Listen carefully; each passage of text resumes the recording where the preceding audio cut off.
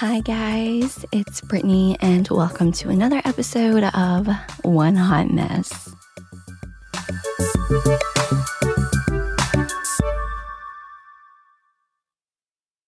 All right, guys. So today we're going to be talking a lot about love. Okay, we're going to go over some ways or reasons that you may be the problem in your relationship. And also, we'll go over 6 ways that you control when, where, and with whom you fall in love. So let's get into it. So, first off, here's 14 ways to tell if you are the problem in your relationship. The first thing, are you emotionally responsive and engaged with your partner? This means you can empathize, listen, and respond emotionally to your partner. You don't label your partner needy or another negative term because they are reaching for you this way. You value your partner, you give them the special attention this person deserves. Good partners turn toward each other, not away, when there is a bid for emotional connection. Number 2, are you open to dialogue and negotiations? You do your best to avoid gridlock on issues and use problem-solving skills with your partner. Good partners realize that some issues in a relationship are not solvable. Like, for example, personality characteristics that you find irritating in your partner. Guess what? They're not going to simply go away. But a good partner practices things like tolerance and negotiation when the problem arises. Number 3, do you soften your startup as opposed to being harsh when raising an issue? Issues in the relationship are a challenge to discuss for both sides of the problem. For the one whose behavior or words are being spotlighted, it can be emotionally charged from the start. Softening your startup to difficult conversations, it can make that talk go a lot smoother. Number 4, are you willing to accept influence rather than batting it back or escalating arguments? Your partner's role is crucial here because they might be less likely to accept influence from you. The happiest relationships or marriages are when both partners accept each other's influence. Number 5, do you know how to de-escalate negativity in an argument and make efforts to do it? Now, this is usually accomplished by using repair attempts or language that brings down tension. Examples are saying sorry or I misunderstood, using humor, and so on. Number 6, do you avoid the 4 horsemen at all costs? These are the key predictors of divorce: criticism, contempt, defensiveness, and stonewalling, which is refusal to talk. And anger is generally okay as long as contempt is absent. Women are more critical and men are more stonewalling. And stonewalling is often an unsuccessful attempt to calm things down. Criticism during the conflict by women is a lot of the times a reaction to unresponsive or irritable male partners. Number 7, are you trustworthy? You have each other's backs and do not keep secrets. You also behave in ways that better your partner and the relationship, not just yourself. Good partners are also accessible and they can be reached when needed and they can be counted on. Number 8, do you focus on the positives and not just the flaws of your partner?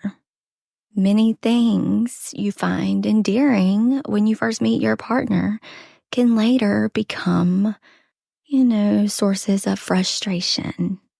Number 9, do you respect your partner's individuality? There's no need to be merged into one when you are in love. It's nice to miss your partner sometimes, so don't let your insecurities sabotage this. Number 10, do you strive to meet each other's needs? Furthermore, you do so because you like to see your partner happy.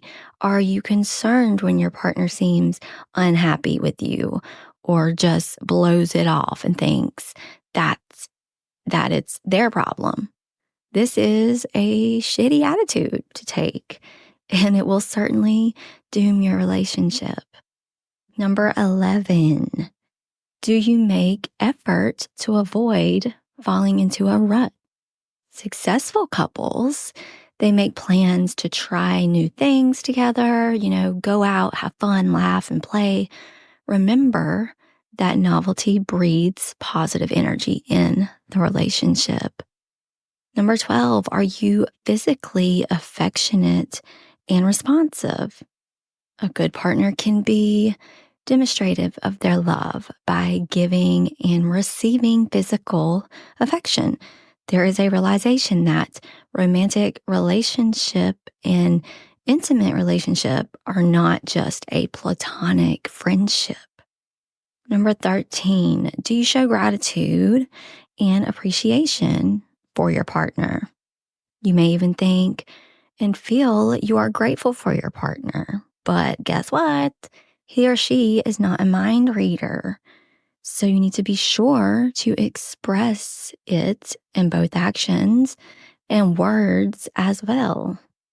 And number 14, are you committed to the relationship and view it in terms of a lifelong journey and not something to quickly bail on when times get rough? We live in a time that makes it so easy to divorce and find someone else, that relationships, they seem quite disposable. And I assure you, there is nothing like having a long-term bonding love with a partner that you can always count on. So be a good partner yourself, and chances are that you will attract someone into your life with the same values.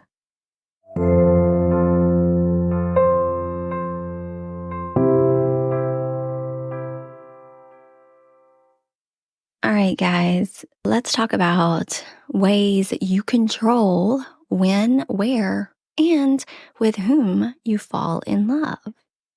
In the beginning, love brings a flood of intense emotions. It's excitement, fluttering butterflies, and soul-stirring magic. It's also nervousness, craving, and gut-wrenching fear of rejection. And in the end, when it's right, it's a feeling of home, safe, warm, connected, delightful, and hopeful. Romantic love, it makes the world a better place. But how does it begin?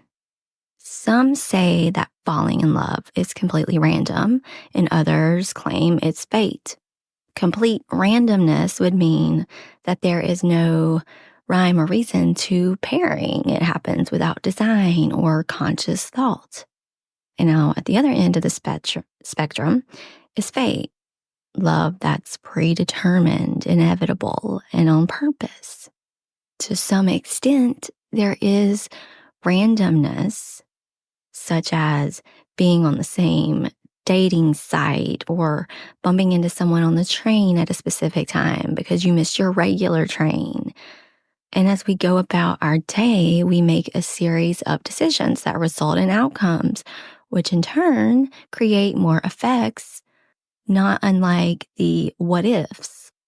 Life brings many twists and turns, and if you subscribe to the notion of fate, it can be lovely and reassuring to imagine that you've experienced all the heartbreak and loss for a reason.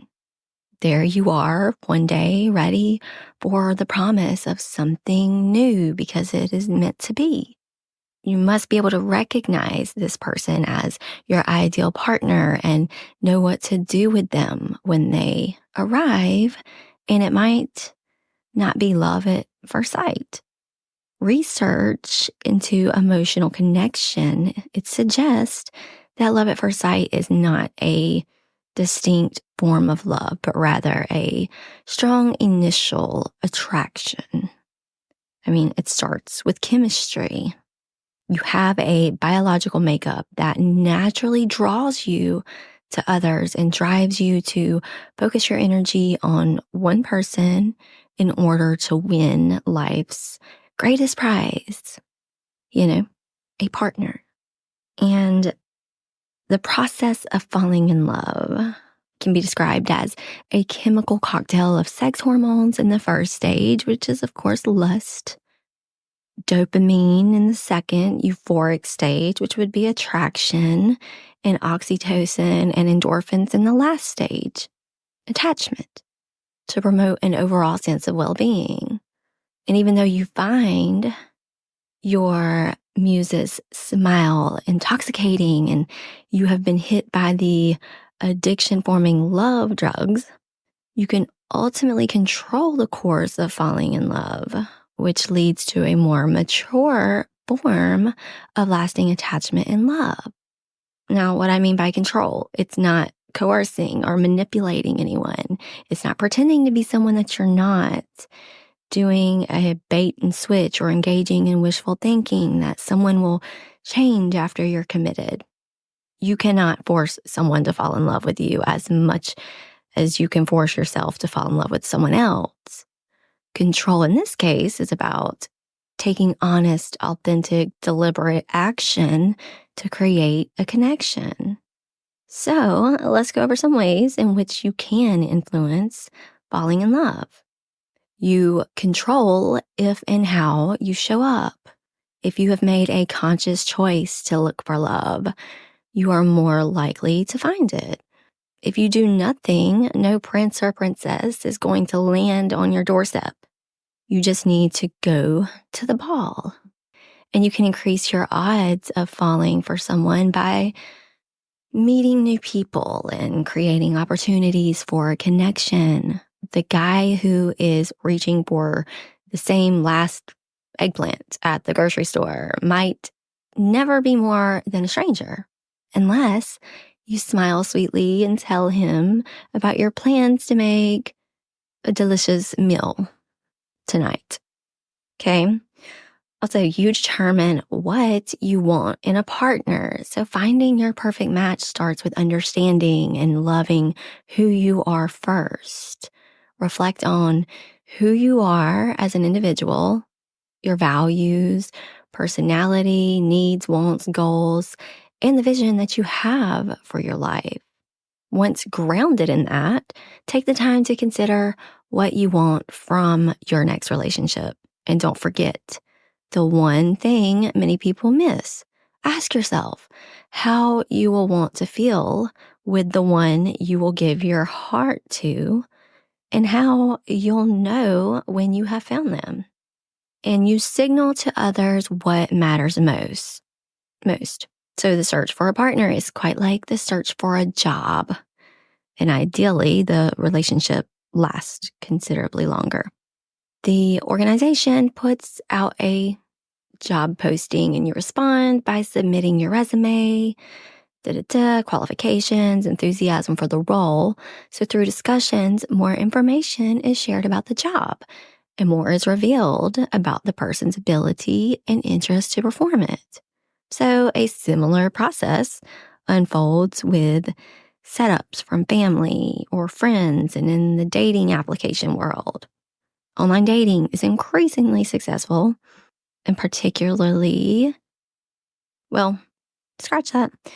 It's successful with 39% of American adults now meeting their partners online. That is crazy, right? Wow. So the dating profile is a critical way to share insights, information about yourself, and declare what's important to you in a match. And the best outcomes arise when both parties have put a great deal of thought and effort into it.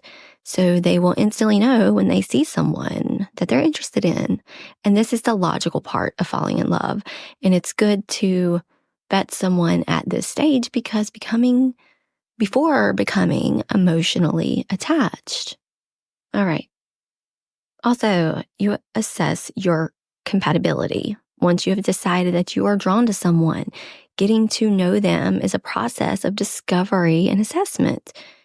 You delight in similarities and explore whether the differences are likely to be exciting, expansive, or a potential challenge. And from there, you can choose to allow feelings to grow or shut them down if or when you realize that you run up against a deal breaker. And you decide how much you want to engage. Falling more deeply involves a choice to get vulnerable or hold back. Gradually sharing parts of yourself slowly and starting small opens the door for another person to do so too. All too often, though, people get in their own way and they put up walls due to insecurities, unrealistic expectations, or reliving ghosts of unions past. And this can stall the relationship. When you actively engage with your romantic interest, reveal more about yourself, and you ask for what you want, you enhance your authenticity, increase communication, and you create trust with another person, all of which solidify your bond. And you choose to be a loving partner who is present, curious, and kind.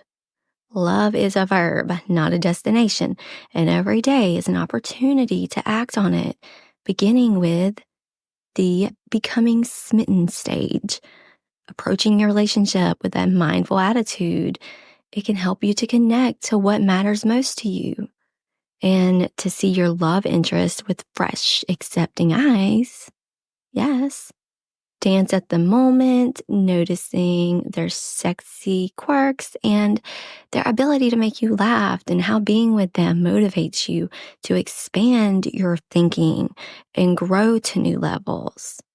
If you are in a new relationship, it can be empowering to learn that while it might begin with a spark, much of falling in love involves thoughtful and purposeful action.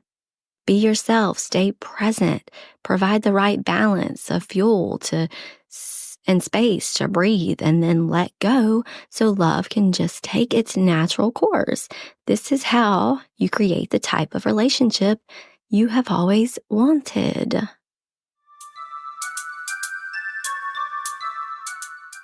All right, y'all, that is it for today. Thank you so much for listening. Please be sure to hit that follow button and share one hot mess with a friend. And I will talk to you guys next time. Have a beautiful day.